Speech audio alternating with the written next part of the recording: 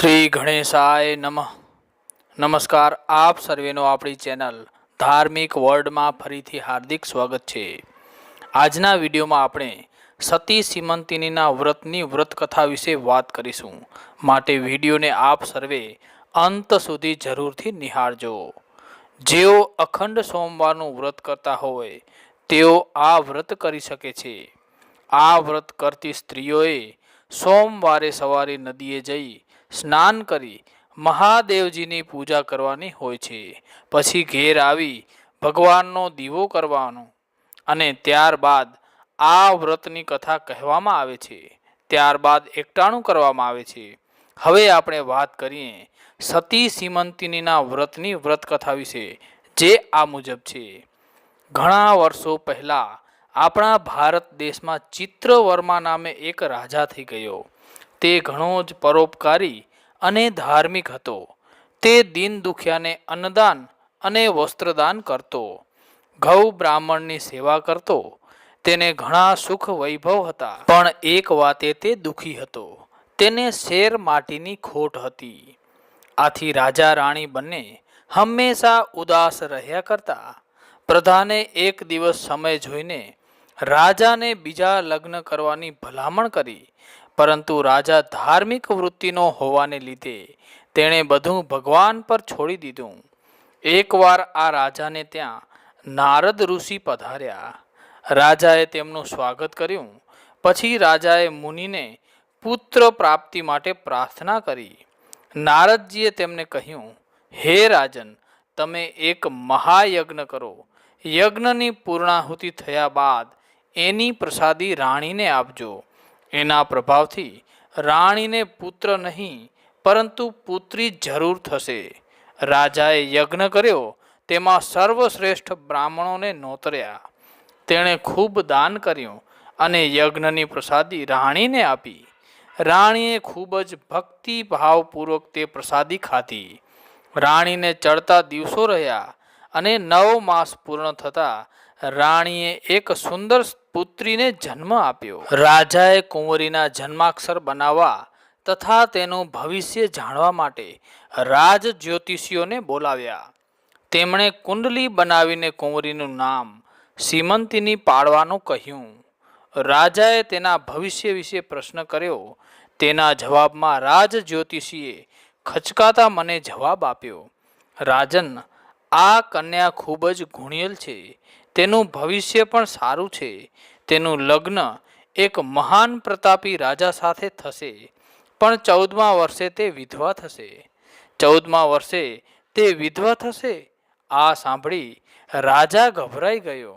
એટલામાં જ્યોતિષી ફરી બોલી ઉઠ્યા, રાજન, ચિંતા ન કરો. તેનો એક યોગ ઘણો જ સારો છે. 14મા વર્ષે વિધવા થશે, છતાં ભગવાન શંકરની કૃપાથી તેનું ગયેલું સૌભાગ્ય પાછું મળશે. આ સાંભળી રાજાએ કંઈક રાહત અનુભવી. તેણે જ્યોતિષીને દક્ષિણા આપી અને વિદાય કર્યા.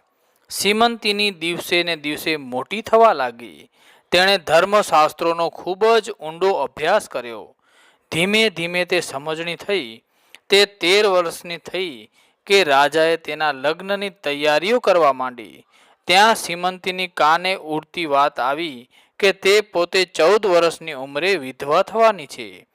આ વાત જાણીને તે ખૂબ જ દુઃખી થઈ ગઈ અને તે આનો ઉપાય શોધવા માટે યાજ્ઞવલ્ક્ય ઋષિની પત્ની મૈત્રેયી પાસે દોડી ગઈ અને તેમના પગમાં પડી ચોધાર આંસુએ રડવા લાગી. મૈત્રી ખૂબ જ પ્રેમાળ હતા. તેમણે સીમંતિનીને ઊભી કરીને શાંત પાડતા કહ્યું, બેટી, તું શા કારણે આટલું બધું રડે છે? ત્યારે સીમંતિની બોલી, હે માં, મેં એવા તો શા પાપ કર્યા હશે કે મારે આ ભવમાં બાળ વિધવા થવું પડશે? મને એ પાપનું નિવારણ આપો. ત્યારે મૈત્રેયી બોલ્યા, બેટી, તું ચિંતા કરીશ નહીં. કુંડળીમાં ગમે તે ભલે લખાયું હોય, પણ સૌભાગ્યનો દાતા તો ભગવાન શંકર છે. જો તું 16 સોમવારનું વ્રત કરે તો તને જરાય વાંધો નહીં આવે. ભગવાન શંકર તારી ઉપર પ્રસન્ન થાય અને તારો ચૂડી ચાંદલો અમર રાખે. આ સાંભળી સીમંતિની રાજી રાજી થઈ ગઈ. તે રાજમહેલમાં પાછી આવી અને સોમવારના વ્રતનો આરંભ કર્યો. તે સોમવારે શંકર પાર્વતીની પૂજા કરી આખો દિવસ શંકર ભગવાનનું સ્મરણ કરવા લાગી. આમ થોડા સોમવાર કર્યા કે તેના લગ્ન ચિત્રાંગદ નામના રાજકુમાર સાથે થયા. રાજાએ પહેરામણીમાં તેમને ખૂબ જ આપ્યું અને તેને સાસરે વળાવી. સીમંતીની રથમાં બેસી નૈષધ દેશ તરફ આગળ વધવા લાગી. સીમંતીની સાસરે આવી અધૂરા રહેલ સોમવારનું વ્રત કરવા લાગી. વ્રત કરવાની સાથે સાથે તે રોજ ભગવાનને પોતાના સૌભાગ્ય માટે પ્રાર્થના કરવા લાગી.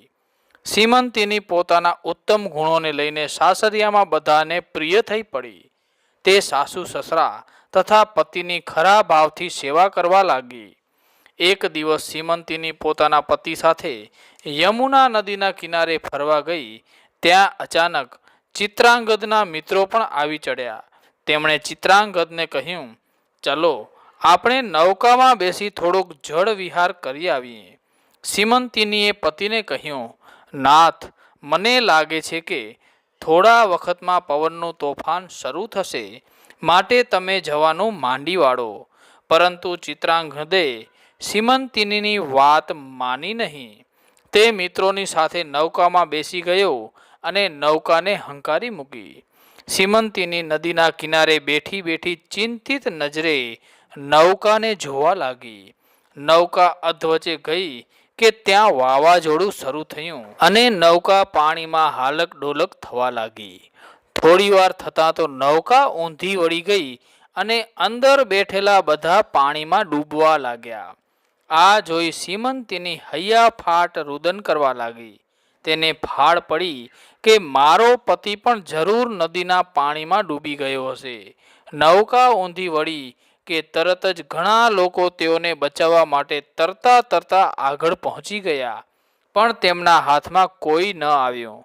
તેઓ નિરાશ થઈ અને કિનારે પાછા ફર્યા. સીમંતીની રોતી કકડતી રાજમહેલે ગઈ અને પોતાના સાસુ સસરાને આ બધી વાત કરી. આ સાંભળી તેઓ પણ વિલાપ કરવા લાગ્યા. આ અશુભ સમાચાર આખા રાજમહેલ અને નગરમાં પહોંચી ગયા. આખું નગર શોક સાગરમાં ડૂબી ગયું. ચિત્રાંગદ જેવો ડૂબ્યો તેવો તેને એક નાગકન્યાએ જોયો અને બચાવી લીધો. નાગકન્યા ચિત્રાંગદને નાગરાજા પાસે લઈ ગઈ અને બોલી, પિતાજી, આ યુવાનને મેં ડૂબતો બચાવ્યો છે. હવે કિનારે પહોંચતો કરવાનું કામ આપનું છે. નાગરાજે તેને એક ચમત્કારિક ઘોડા પર બેસાડીને બહાર પહોંચતો કર્યો. એ જ સમયે સીમંતીની નહાવા આવી હતી. અચાનક નદીના પાણીમાંથી ઘોડો બહાર આવ્યો અને સીમંતીની નજર તે ઘોડા પર પડી. પોતાના પતિને જોઈને તે તો ગાંડી ગેલી બની ગઈ. પતિ પત્ની બંને એકબીજાને પ્રેમથી ભેટી પડ્યા. ચિત્રાંગદે કહ્યું, તમારા વ્રતના પ્રતાપે જ હું પાછો મળ્યો છું. ચિત્રાંગદ જીવતો હોવાના સમાચાર આખા નગરમાં પહોંચી વળ્યા. આખા નગરમાં આનંદ છવાઈ ગયો. સીમંતીનીને પોતાનું સૌભાગ્ય પાછું મળ્યું. તેણે આખું જીવન સોમવારનું વ્રત કરવાની પ્રતિજ્ઞા લીધી.